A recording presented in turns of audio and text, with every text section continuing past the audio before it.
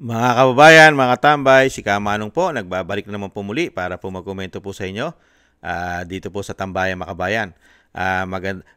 Magandang umaga po muna, tanghali, hapon, gabi at madaling araw po sa ating lahat.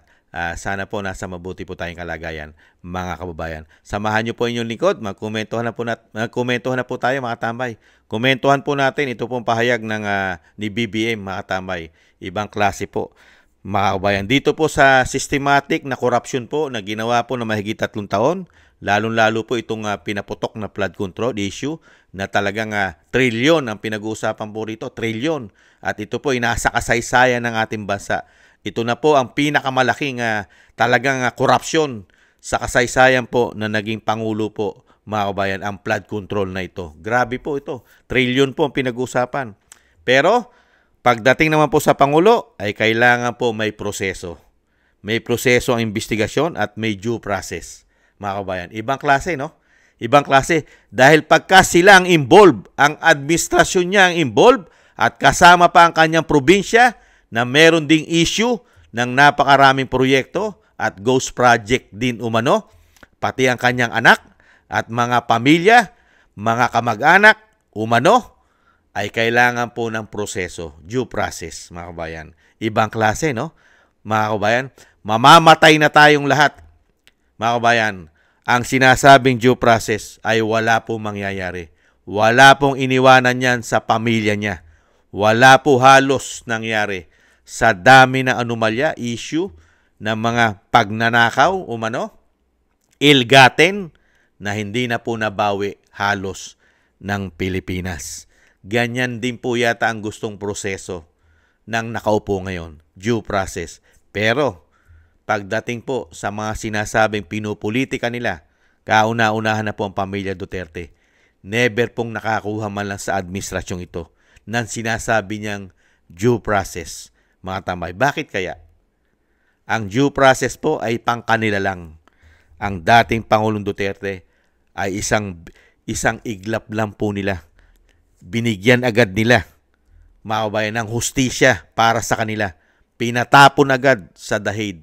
Due process, mga tambay. Ibang klaseng pangulo ito, mga kababayan. Kaya sabi yun ni Congressman Barsaga, wakasan na. Tapusin na ang ganitong klaseng paninungkulan. Ang pinoprotektahan lang nito ay ang interest ng kanyang pamilya at interest ng kanyang politika o political na mga kasamahan. Hindi po ba? Pakinggan po natin ang balita.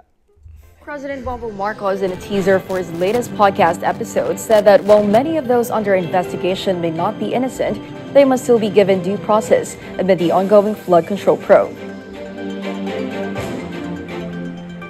We have to follow the law.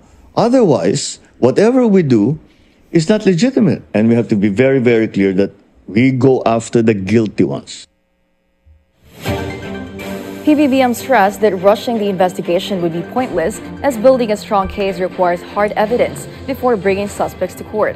Since the congressional hearings began, the administration's investigation has faced criticism, including from Vice President Sara Duterte, who earlier said that the president could easily identify those behind the alleged budget insertions. Malacanang maintains that investigations of this scale take time, especially given the complexity of the case. Nakita niyo po, kailangan po ng panahon, time, at syempre nasa proseso, at kailangan po i-prove, at kailangan po ng mga big evidence. Wala pong mangyayari sa mga investigasyon yan, mga tamay. Hindi na siya Pangulo, nahandyan pa rin po yung korupsyon na yan. At yung pera na bilyon-bilyon, trilyon-trilyon, wala pong mga politiko na kaalyado niya ang mananagot dyan.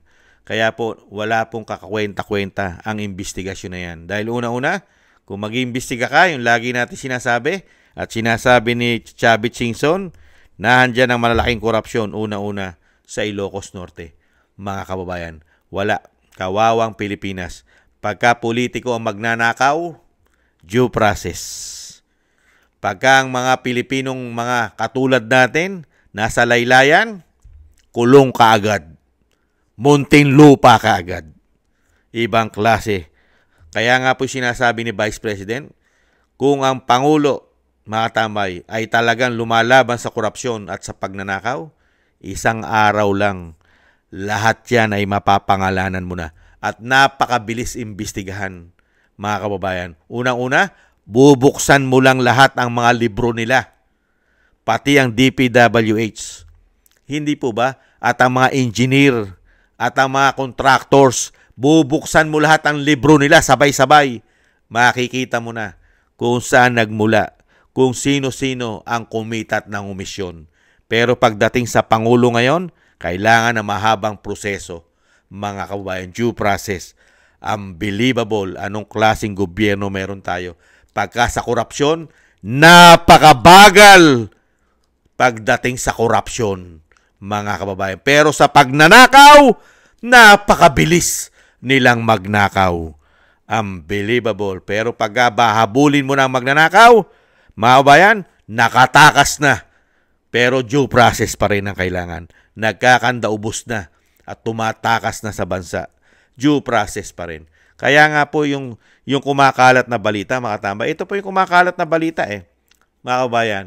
Yung kumakalat pong balita dito po sa pamilya. At mismo ang tatay niya, kumakalat po ito. Ano po sabi ng tatay niya? Sa pamilya niya, mismo kasama siya.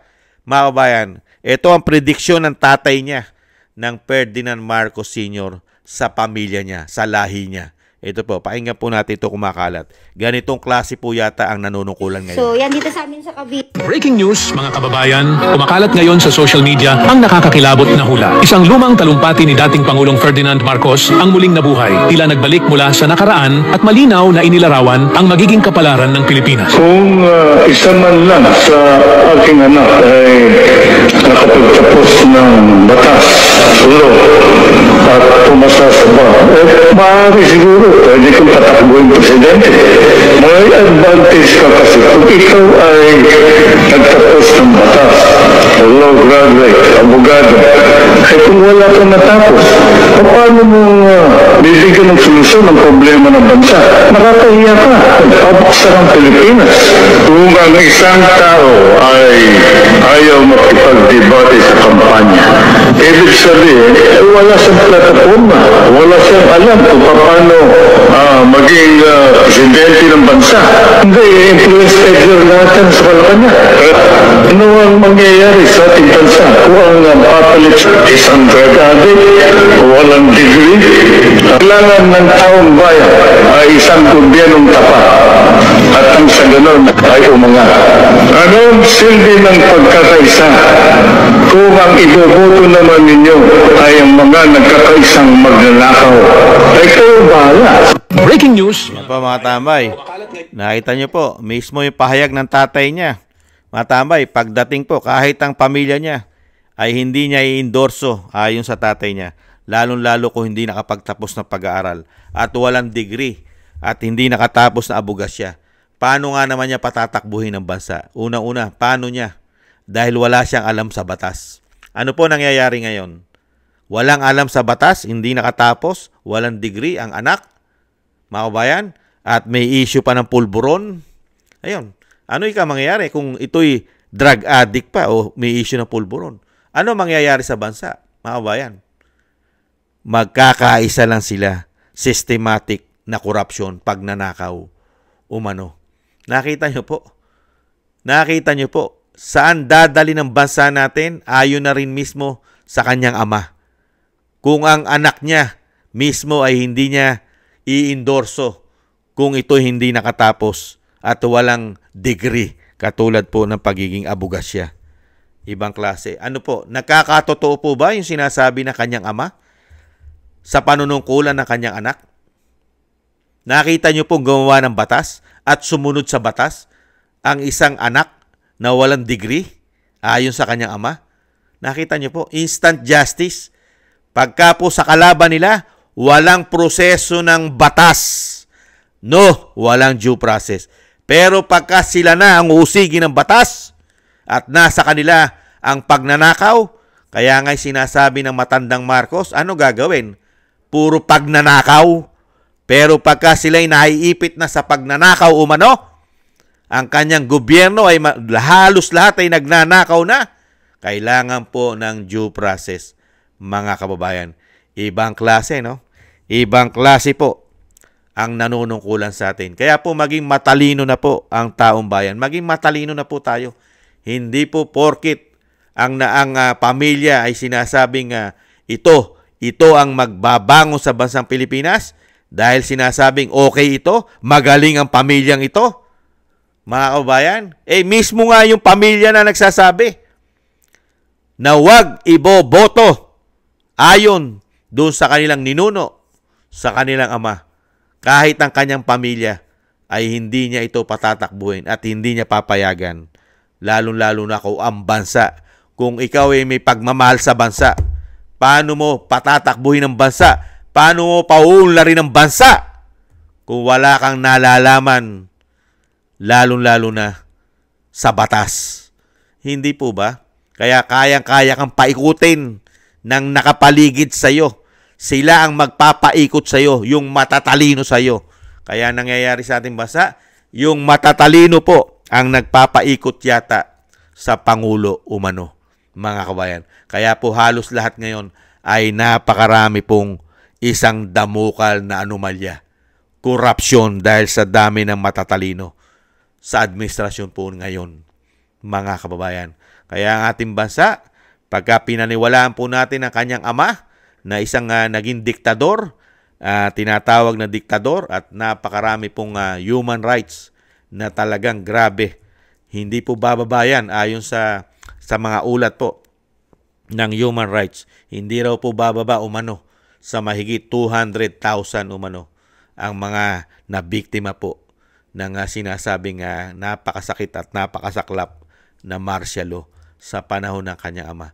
At isang damukal na issue, mga kabayan, na ill-gotten wealth at sinasabing pagnanakaw umano. At yan din po nagiging history po ngayon ng anak, mga kabayan.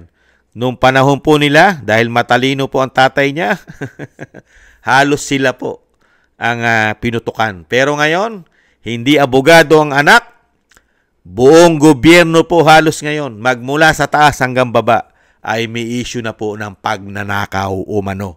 Ganyan po katindi. Mas grabe po ngayon ang pagnanakaw sa ating bansa. Mahigit 3 taon pa lang ay lubog na tayo. Yung mga inutang nila na how many trillions, walang pinatunguhan.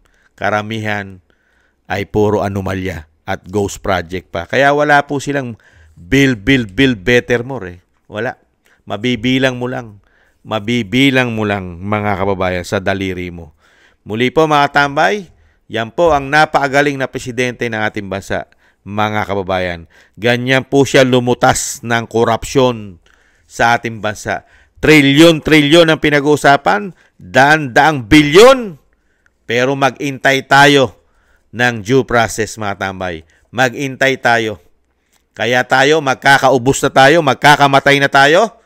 Walang maririsolba na korupsyon ang gobyernong ito. Dahil unang-una, sabi ng kanyang ama, pagka hindi abogado ang manunungkulan at walang talino sa batas, ang ating bansa, mga kabayan, ay lulubog at papunta sa basurahan. Mga kababayan, magaling lang sa salita, magaling lang mangako. Ang nangyari po sa mga nakaupo ngayon, puro pangako.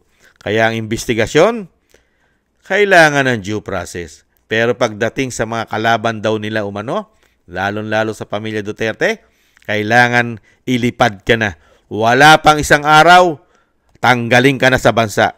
Yan ang tinatawag na due process ni BBM, mga tama. Ibang klase itong tao na ito. Pagdating at pakapala na lang ng mukha, no? Kayang-kaya mo sabihin ng due process. Mga kababayan, kailangan ng due process. Mga kababayan, ibang klase, no? Kailangan ng due process. Samantalang yung mga kapwa mo Pilipino, katulad ng dating Pangulo, ni hindi man lang nakatikim ng due process sa pamamahala mo, ang kapal, pakapala na lang ng mukha, mga kababayan. Yan ba ang epekto ng sinasabi ng kanyang tatay, lalong-lalo kung ito pa'y nagdodroga? Ibang klase. Yan pala yun ang sinasabi ng kanyang ama. Dahil siguro, nung buhay pa ang kanyang ama, ay nakikita niya na, yata ang kanyang anak ay mukhang may karga-karga na tinatago na sinasabing pulburon. Hindi kaya mukhang may alam na yung anak, mga kababayan. Nakakagulat. Sa bagay, hindi mo rin masabi, mga kababayan, baka totoo. Hindi po ba? Kasi nakikita eh. Nakikita ang itsura. At isa pa, takot na takot magpa-hair follicle. Pulburon test. Takot na takot. Iniiwasan, mga kababayan. Kaya baka tama ang sinasabi na kanyang ama, mga kababayan. Muli po, maraming salamat po, mga kababayan, sa naagusto po na ating tambayan, mga kababayan, sa YouTube at TikTok, at sa ating mga subscribers. Maraming salamat po sa inyo. At sa mga nagbibigay po ng tulong at biyaya, thank you rin po. Shoutout po sa inyo lahat. At sa mga patuloy pong nagsusubscribe din po, thank you. At sa mga nagko-comment, like, share, subscribe, maraming salamat po. At syempre, yung ating pong dasal at panalangin, mga kababayan, isama po natin ang pamilya Duterte, ang ating dating Pangulo at ang ating Vice President, naway maingatan po sila sa kapahamakan at madugtungan pa po ang buhay at kalakasan ng dating Pangulong Duterte at makalabas na po sa lalong mabilis at makabalik po sa ating bansa. At ganun din po, mga tambay, thank you po sa mga dasal. At magdasal din po tayo para po sa ating kaligtasan at sa ating buong sambayanan. Maraming salamat po, mga tambay. Konting tiis lang po tayo at makakabangon pa po sa pagkakalugmok at siyempre iaahon po sa basurahan ang ating bansa. Tiis lang po. Maraming salamat po. Bye-bye.